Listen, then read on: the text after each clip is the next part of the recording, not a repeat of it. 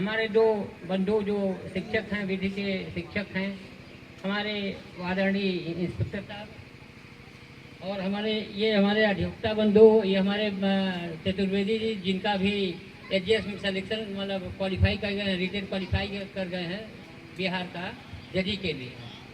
और यहाँ जितने मेरे कार्यकर्ता बंधु हैं, उपस्थित सज्जनों, पहले तो मैं क्षमा ये मांगूंगा कि चले तो हम लोग समय से थे, लेकिन बीच में इतना जाम लगा कि हम लोग विलम्ब हो गए और आप लोगों को प्रतीक्षा करना पड़ा। इसके लिए हम क्षमा प्रार्थी हैं।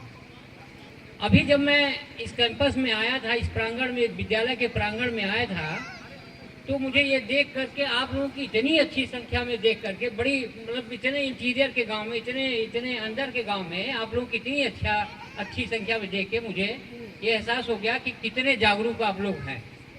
हमारे आचार्य जी जो शब्द कह रहे थे वो बच्चों की शिक्षा के पढ़ाने के लिए कह रहे थे, वही मैं भी आपसे कहने आया हूँ। विधिक साक्षरता से पहले साक्षरता जरूरी है कि आप बच्चों को पढ़ावें।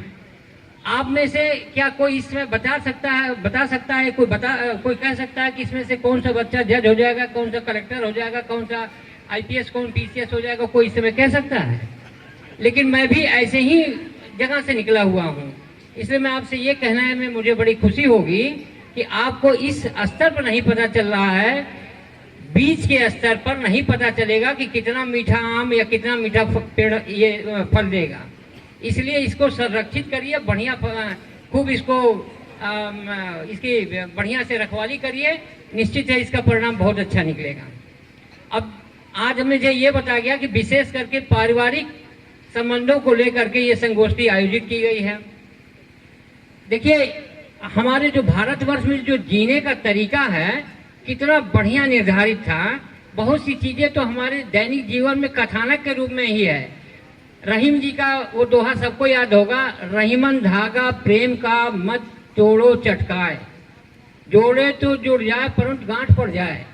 वो दूसरी लाइन हमें बहुत अच्छी तरह से नहीं याद है, लेकिन रहीमन धागा प्रेम के धागे के लिए इसलिए कहा कि जो हृदय के संबंध हैं, अगर आप बड़े बुरी तरह से उसको तोड़ दीजिएगा, चटका के एकदम खींच के तोड़ दीजिएगा, बिना किसी मुरव्वत के तोड़ दीजिएगा, तो वो जो कपड़े वाला धागा है वो तो जुड़ेगा, उसमें गांठ, लेकिन गांठ पड़ जाएगा। तो अब सोचिए कि आपकी भावनाओं का क्या होगा। इसीलिए जो पहले कभी होता था, बड़े बुजुर्ग कहते थे कि जब किसी दो में आपस के पास पड़ोस में किसी की लड़ाई और झगड़ा हो तो रोटी और बेटी बचा करके, कोई ऐसा भद्दा आप किसी को गाली मत दीजिए कि वो फिर कभी उसको आपको माफी नहीं कर सके। और रोटी के शब्द ये कहते थे कि ताकि आपकी किसी का जो छिपा हुआ वो है, कोई चीज उसकी इज्जत है, उसको उघाड़िए नहीं। तो रहीमन धागा प्रेम का मत तोड़ो चटकाए। अब मैं आप लोगों से एक निवेदन करना चाहता हूं कि प्रधानमंत्री जी भी और पूरी सरकार जितने भी आई, सब लोग आई, हमेशा इस बारे में ये प्रयास कर रहे हैं और कह रहे हैं कि विशेष करके बच्चों को तो पढ़ाइए, बच्चियों को पढ़ाइए, जरूर शिक्षा दिलाइए। उसका कारण ये है कि एक बालक अगर कोई शिक्षा प्राप्त करता है तो वो तो खाली व्यक्ति विशेष का बनता है, लेकिन अगर एक कोई बालिका शिक्षा प्राप्त कर लेती है तो पूरे घर को प्रकाशित कर देती है, अपने पूरे परिवार को, अपना ही पूरे परिवार नहीं, जहाँ जन्म लेती है और जहाँ उसका विवाह होता है वहाँ जहाँ जाती है, पूरे परिवार को संचालित करने में बड़ा सक्षम हो जाती है। तो इसलिए बालिकाओं को पढ़ाने की जिम्मेदारी बहुत जरूरी है। ईमानदारी की बात तो यह है कि मेरे भी दो बच्चियां हैं, मैं खुल के कहता हूं कि बेईमानी पिता करता है। जिस भाई को हमसे नाराजगी हो हमसे बाद में बात कर लेगा, लेकिन मैं कहता हूं कि बेईमानी पिता करता है कि बच्चियों को उस हिसाब से नहीं पढ़ाता है और उस हिसाब से केयर नहीं करता जैसे अपने लाडले बेटे का करता है। अभी भी ये एक कुरीति अभी वर्तमान है, कृपया इससे मुक्ति पावें, क्योंकि जिस दिन ये अंतर आपके दिमाग से हट जाएगा उस दिन आप बच्चों को पढ़ाने में वही जोर लगाएंगे, वही मन लगाएंगे जो अपने बेटे के पढ़ाने में लगाते हैं।